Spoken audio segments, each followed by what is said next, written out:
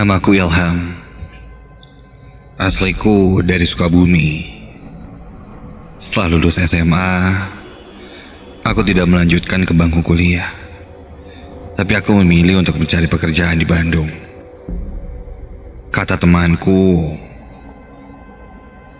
Bandung enak untuk cari uang. Di Sukabumi sebelumnya aku pernah kerja menjadi salesman. Tapi pekerjaan itu bisa dibilang banyak capeknya.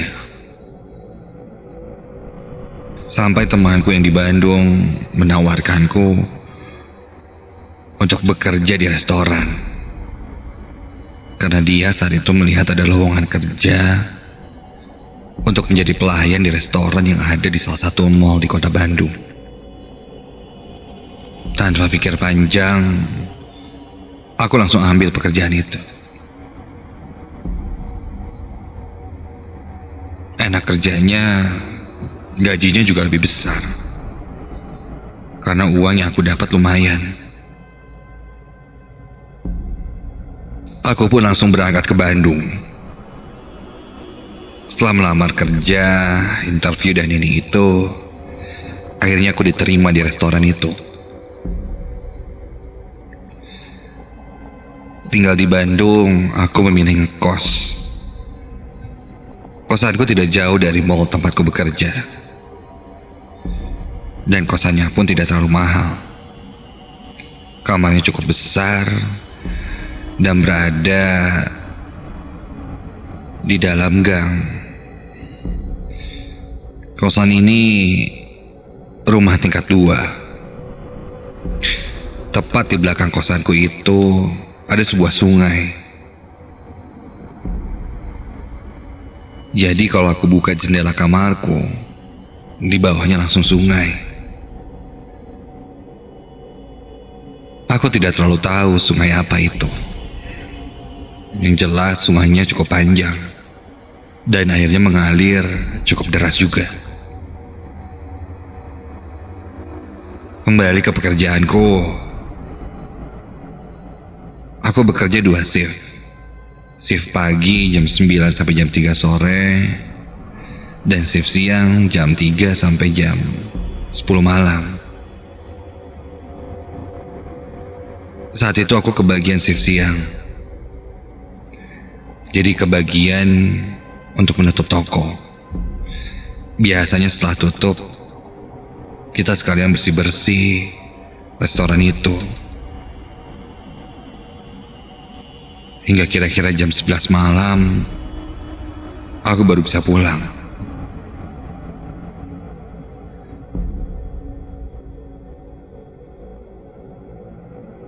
Setelah selesai semua, aku pun pulang. Di tengah perjalanan, aku mampir dulu untuk membeli nasi goreng. Untuk kubungkus dan kumakan di kosan. Tak lama, nasi goreng pun siap. Aku menjinjing plastik itu, lanjut sedikit berlari ke kosanku. Begitu sampai kosan, aku langsung bersih-bersih ke kamar mandi, ganti baju. Lalu setelah itu langsung menyantap nasi gorengku itu.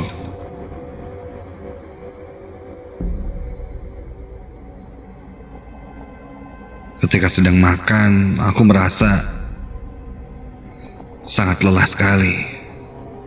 Sesekali mataku terkatuk-katuk. Dan aku menguap karena mengantuk. Belum sempat habis makananku, aku pun menyelesaikannya.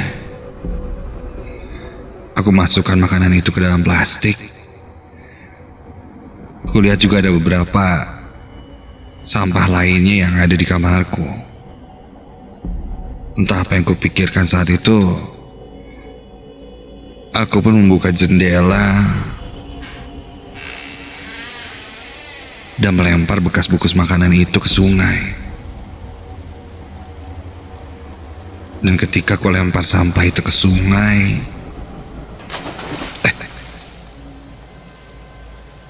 aku mendengar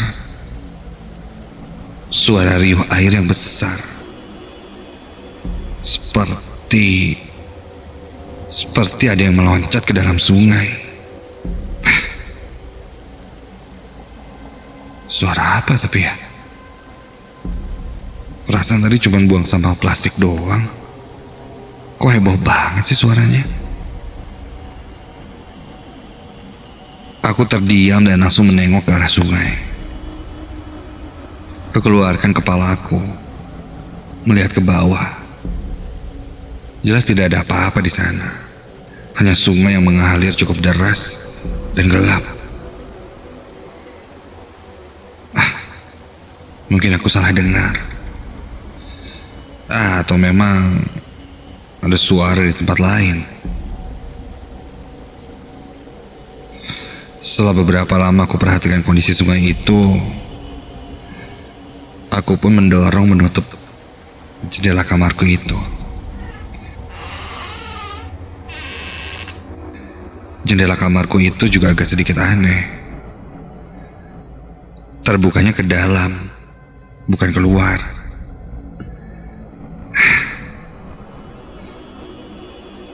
Aku tidak mengunci jendela itu. Kubiarkan jendela itu agak sedikit terbuka. Jendelaku itu bukan jendela kaca, hanya jendela kayu yang ada sekat-sekatnya, mirip seperti jendela zaman dulu. Ku buka sedikit jendela itu agar ada angin yang masuk, karena entah kenapa malam itu kurasa sangat gerah.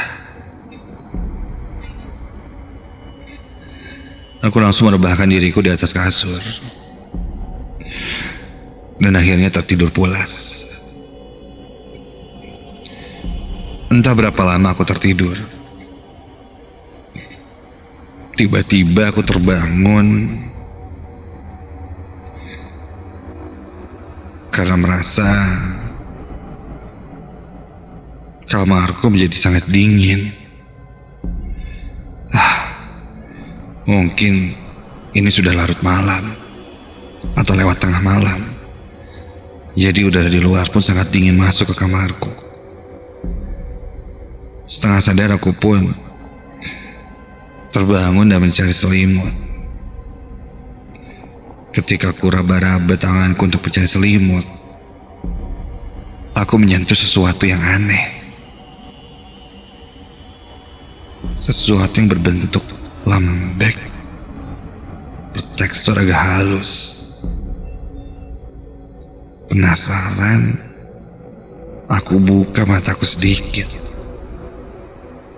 Dan ketika aku mengintip, astaga, ya Tuhan, aku terbangun dan terkejut ketika aku lihat di atas tempat tidurku bertaburan kembang-kembang yang sudah membusuk. Kembang-kembang yang ada di atas tempat tidurku itu mirip seperti kembang yang sering dipakai orang di kuburan. Iya, mawar, kamboja,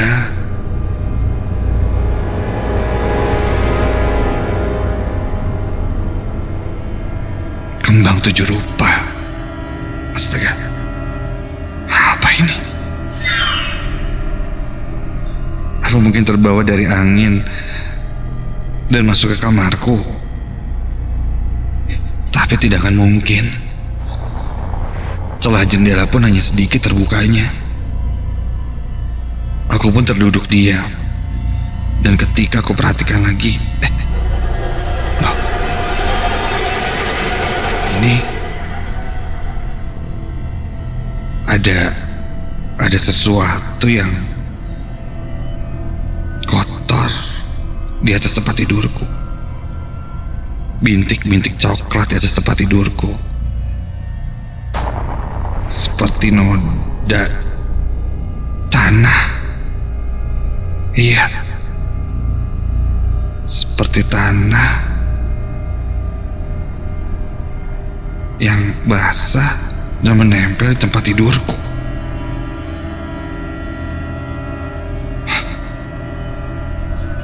Aku masih dalam keheranan hingga tiba-tiba samar terdengar ada suara aneh di kamarku.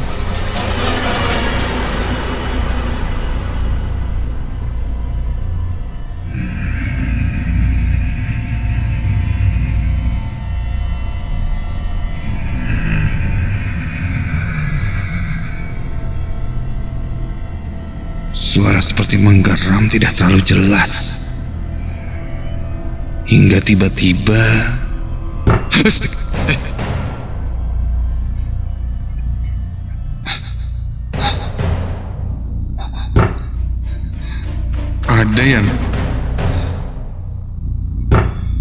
ada yang menggedor-gedor jendela kayu di kamarku itu, dan menggedornya dari luar.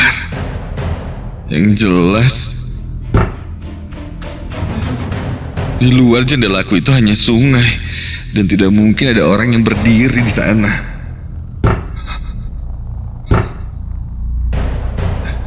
Siapa?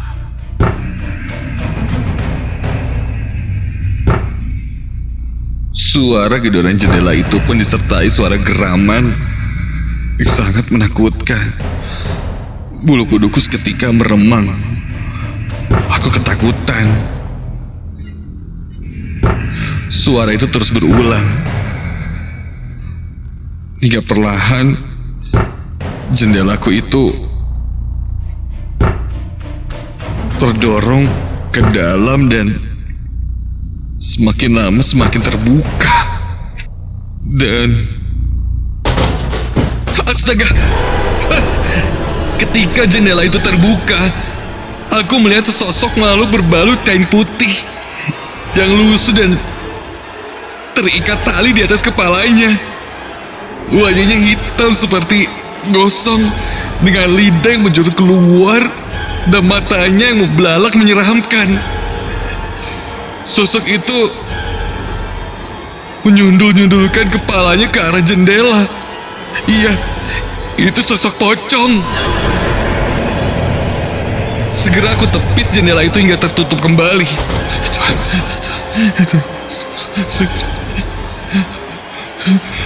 Aku terduduk di atas tempat tidurku sambil gemetaran dan komat kamit membaca semua doa yang kuhafal.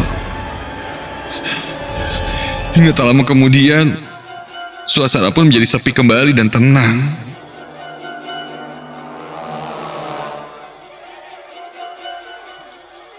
Aku coba menenangkan diriku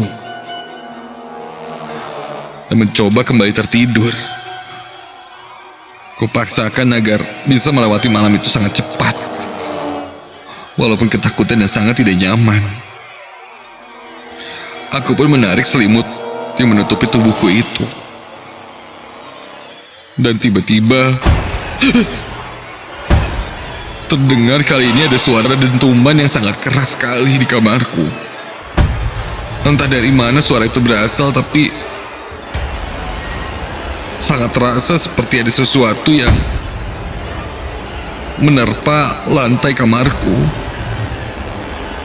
hingga agak sedikit bergetar. Jantungku berdegup kencang. Ku beranikan diri untuk mengintip dan melihat ada apa di kamarku itu.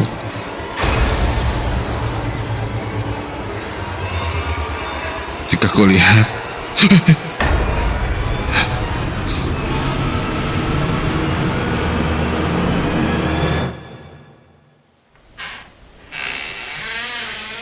jendelaku terbuka sendiri.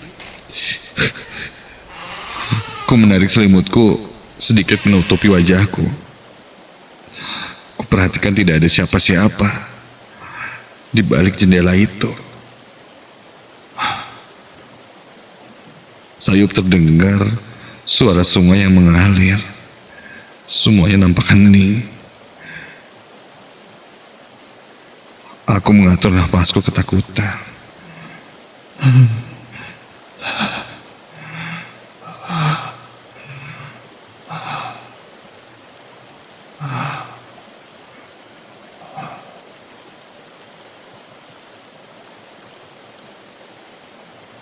Ulah apa lagi, Mai? Ketika aku sadar, kudengar ada suara tepat di belakangku. Dan ketika aku lihat, ada sosok pocong dengan posisi ruku tepat di atas wajahku. Wajahnya sangat mengerikan, jelas kali ini terlihat. Sangat mengerikan. Dari wajahnya yang hitam seperti terbakar itu terlihat lubang-lubang kecil di sekujur wajahnya. Kulihat ada belatung juga yang keluar dari wajahnya itu dan menimbulkan bau busuk yang sangat menusuk dan membuatku ingin muntah. Seketika itu aku langsung lari keluar dari kamar kosan.